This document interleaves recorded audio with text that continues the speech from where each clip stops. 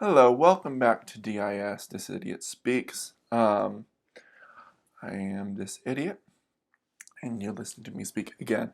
This week we're doing the Druid. This is the circle of the village. It's more of an urban. There we go. It's more of an urban style of Druid. So if you're looking more for something where if you're a Druid and you're looking for something that makes sense for you inside a village or a town because you don't feel like you're not as important there, then this is for you. Sorry, Daisy. I'm sorry, but I just want you to use the cameo. Okay, bye. Where do you want to go? All right. Yes. Let's go into it then. As again, the criteria, story and narrative, and features, if it works with class, if it's similar or too similar to another subclass, if I like it. Yeah, let's get into it. All right, Circle of the Village. A druid of the Circle of the Village tends to the people and nature that resides in and around the ever-growing expanse of humanoid settlements. Just as other druids use their magic to guard sacred groves from unnatural threats, druids of the Circle of the Village use their magic to safeguard towns and cities from the threats of the wild. These druids also teach civilized folk to respect and nurture the life found within their own settlements. In this way, these druids strike a balance and peace between civil growth and the ancient sanctity of the natural world. Circle of the Village druids have an uncanny connection to the structures around them. They realize that these structures are as natural as a bird's nest, an ant's colony, or beaver's dam.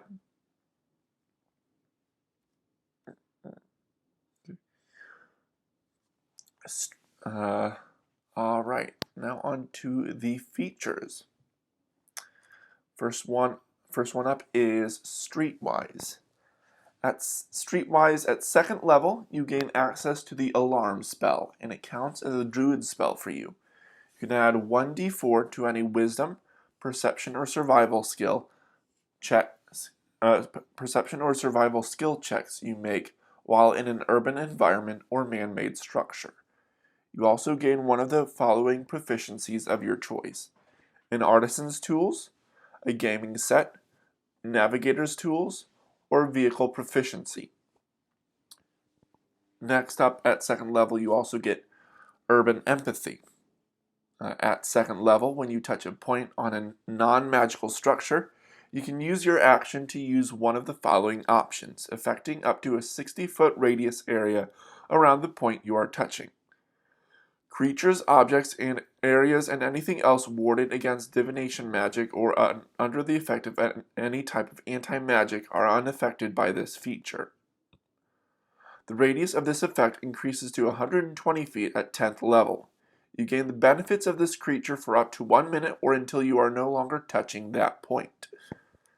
As an action, you gain knowledge of any events that happened in the area up to 24 hours into the past. You mentally receive audio and visual information, but only generally. Specific events or identities of creatures may be harder to determine. You gain a general layout of the area you are viewing, including any secret areas. As an action, you can sense the number of creatures and objects within the area. This includes hidden creatures and objects. You do not, however, know their exact locations. Yeah, okay. Interesting. As an action, you can manipulate doors, windows, and any other movable parts of the structure, but you cannot move any parts if they are held shut by a creature or by an object that is not part of the structure. You can use your bonus action to attempt to open one non-magical lock by making an ability check using your Wisdom modifier. You can use this feature twice. All expended uses are restored after finishing a long rest. Next up is Druidic Respite that you get at 6th level. So at 6th level, you gain access to the Arcane Lock spell, and it counts as a Druid spell for you. During a short or long rest, you can conjure a magical abode to house you and your allies. The structure provides full cover, protection from the outside elements, and is always a comfortable inside temperature. The structure is large enough to fit inside of 10-foot radius sphere and is furnished with enough beds to accommodate up to 9 creatures of medium size or smaller. The structure has an appearance you choose and can have as many windows and doors as you wish, but it must have at least one door. Doors and windows can be locked from the inside, and a creature using thieves' tools must succeed on a dexterity check equal to your spell save DC, or 15, whichever is higher, to force one open from the outside. Next up is Abode of Healing. At 10th level, you gain access to the Clairvoyant spell, and it counts as a Druid spell for you. While a creature rests in your Druidic Respite, it can roll an amount of hit die equal to your Wisdom modifier twice, and take the higher result when recovering hit points. Okay. And last but not least, the 14th level Urban Grove Master. At 14th level, you gain access to the Mordenkainen's Private Sanctum spell, and it counts as a Druid spell for you. When you cast the Druid Grove spell, you can choose to affect buildings and other structures, including your Druidic Respite abode. When you cast the Transport via Plant spell, you can choose the non-magical buildings or structures, including your Druidic Respite abode, instead of plants. Alright, so there's that. My 2 cents about this is, let's see here. So story-wise, narrative-wise, I think I like it. It's an interesting twist on a druid because it's usually, druids are like in the natural world where it's like wild and untamed, but here they're saying, but society, civilization is also natural. So blending the two. Features wise, let's see, Streetwise, again, Alarm, which is a nice spell, and then you have a D4, which is nice, and an additional proficiency. Urban Empathy, that seems nice. What's really nice is that it's use your action to use one of the following options, and there's 3 of them. So the range is pretty big, but if you can only use one of the following options once or twice, or not, you can use the feature twice, but you can only use one of the following options, and it's up to 60-foot radius. And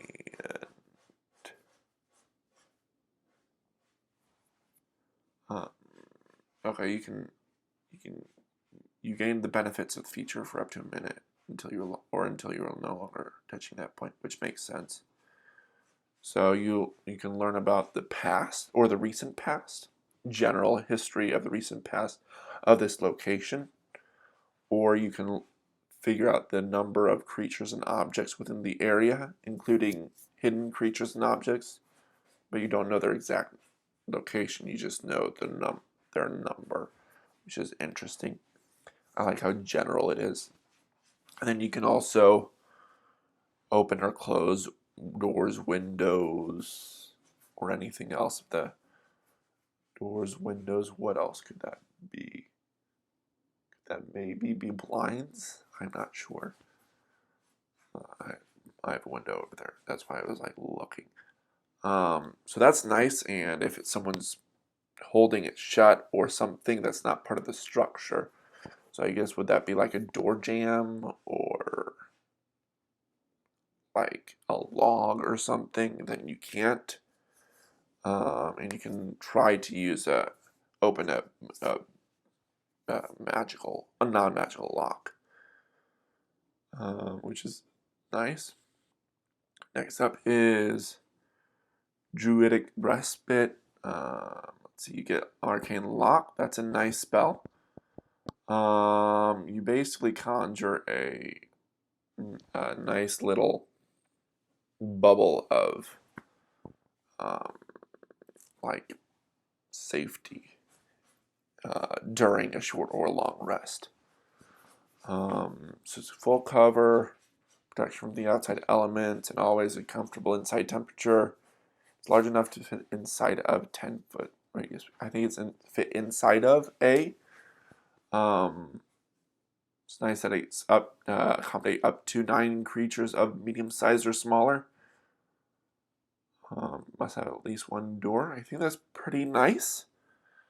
It helps you become more powerful, a little more like exploration-wise or out of combat.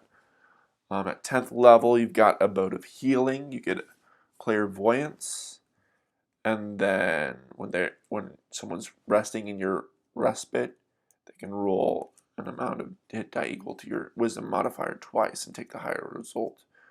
Meaning that, if you're probably by this time your Wisdom modifier should be at 20. So that means your Wisdom score should be at 20. It means your modifier should be +5. So that's about half of their hit dice. They can roll twice and take the higher, which is nice. Urban Grove Master. It's kind of more tweaking different spells that you can get. So you gain Mordenkainen's Private Sanctum, which is kind of like your Druidic Respite, I believe, but I think it's a little bit bigger. The Druid Grove spell, that's a nice one. It kind of protects an area around where you're at. And so here you can choose to affect buildings and other structures. Makes sense. Along with transport via plants. So you can also transport via buildings, which is interesting. It's instead of plants. That's very interesting. So this is these are very situational feats or features. I don't think they're too overpowered. I think they're pretty cool, pretty interesting. Very nice twist on the Druid. It makes sense with the class. And I don't think it's too similar to any official subclass. I like it. Yeah. This seemed pretty short. It is. It's weird. Okay. The creator of this is I got this from Reddit. So their Reddit handle is u/Scarlet Spider. I'll put that in the description along with a link. If you enjoyed this, a lot of hand movement here. If you enjoyed this video, be sure I would encourage you to like it, comment on it, say what you like about it, see if there's anything I said that you don't agree with or you feel like I should mention. Go ahead and I'll read the comments, however bad of an idea that is. If you want to subscribe, that would be great. I will be doing more. So last one was the Cleric of Coffee, which was a fun one. Very interesting. This is another interesting take on a class. Yeah. And if you really like this video, be sure to, okay, that's not, those are words, not dust. If you really like this video, you can, please feel free to share with your friends or people you like to share whatever insights I take of this. If you really hated it or you felt annoyed by this, share it with enemies, people you hate, people you are annoyed by, annoy them. It's a win-win for me and it's win-win for you. Again, I'm not entirely sure if you can, but I feel like you should be able to support this subclass or the creator of this subclass when, if you wish. I will when I get enough money, of course. If and when. That's always fun. Yeah. So that was the Druid Circle of the Village. Next one up is a fighter subclass. This is called the Inquisitor. A little sneak peek. It's kind of it seems like it's going to be a fighter cleric. Almost, let's see, almost a paladin, it seems like. Kind of like an eldritch knight, but as a cleric, which is cool. Anywho, and this is from, I think this is from DM's Guild. Again, I will put the link of this in the description below, and I will put the name, the handle of the creator, the description below. I will start putting it out by email if you want to ask me questions. That would be fun or annoying. Let's see how it is. And thank you. Hope you enjoyed it. Bye.